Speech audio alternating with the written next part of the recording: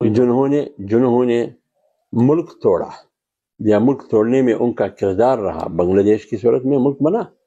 احمد الرحمان commission report آپ پڑھیے، اس میں کردار کون ہے؟ آپ کہہ رہے ہیں قوم کو پڑھے رپورٹ؟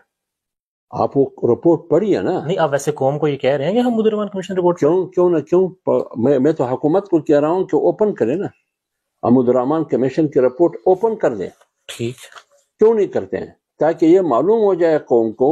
ابھی تک ہم اس سسپینس میں ہے، اس کشمکش میں ہے کہ پاکستان کو دو لخت کرنے میں اصل کردار کس کا ہے۔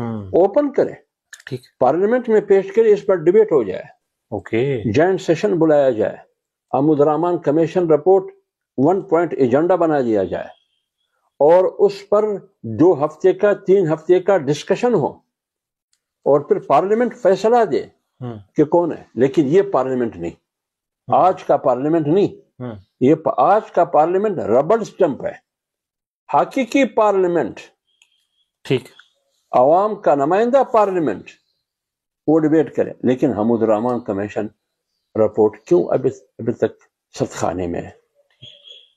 تو جب ملک توڑنے، ملک دو لخت کرنے میں کردار کس کا تھا، وہ تو غدار نہیں ٹھہرا۔ جس نے آئین توڑا، 1 نے نہیں، 2 نے نہیں، 3 نے نہیں، 5 نے نہیں، بار بار توڑا گیا نا آئین۔ ٹھیک، آج تک ان کو غداری کا تمغہ نہیں دیا گیا۔ یہ ہمیشہ سیاستدان کیوں غدار ہے؟